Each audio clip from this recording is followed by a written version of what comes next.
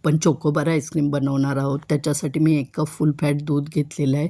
हे छान तापवून थंड केलेलं दूध आहे, म्हणजे साधं दूध आहे. त्याच्यात 2 चमचे कॉर्नफ्लॉवर, 5 चमचे मिल्क पावडर आणि 8 चमचे साखर घेतलेली आहे. ती छान ढवळून घ्यायची आहे.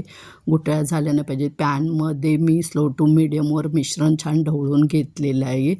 ते उकळी आल्यानंतर 2 मिनिट ढवळून घ्यायचं. थोडंसं घट्टसर झालं की काढून घ्यायचं आहे. खाली लागलं नाही पाहिजे.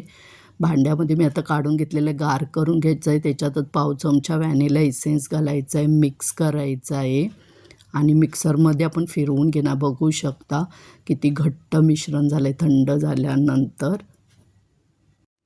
तर आता मिश्रण आपलं झालेलं आहे तयार. फिरवून मिक्सरला बॉलमध्ये काढून घेऊया. आता मोल्डमध्ये सेट होण्यासाठी आपण ठेवणार आहोत.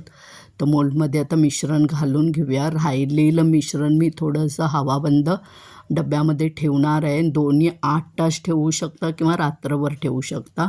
मी रात्रभर फ्रीझरमध्ये ठेवलेलं आहे सेट होण्यासाठी.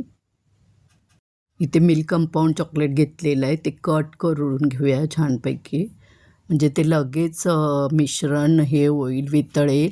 तर आपण त्याला डबल बॉयलर करणार आहोत. त्याच्यासाठी मी खाली भांड्यात पाणी ठेवलेलं आहे आणि वर इथे ना दूध फक्त 2च चमचे घाला, जास्त घालू नका. ते लगेच पातळ होतं आणि जर तुम्हाला जास्तच पातळ वाटलं तर थोडं 10-15 मिनटं फ्रीजमध्ये ठेवू शकता. आता आपलं आईस्क्रीम तयार झालेलं आहे. मी बटर पेपर घातलेला होता ते दाखवायचं विसरली. तर आता काढून घेऊया आणि जे आपण चॉकलेटचं मिश्रण केलं होतं त्याच्यामध्ये मी आता हे बुडवून घेतलेलं आहे.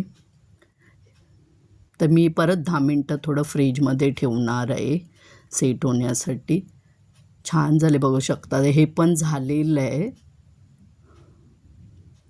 एकदम मस्त झालेलं आहे. करून बघा. काय झालं, लाईट गेलेली आहे तर थोडंसं मेल्ट झालं आहे. ठीक आहे, छान झालेलं आहे. पण बघू शकता तुम्ही. असं करा, खा. आवडलं तर लाईक करा, शेअर करा, सबस्क्राईब करा, फॉलो करा, कमेंट करा. मस्तच.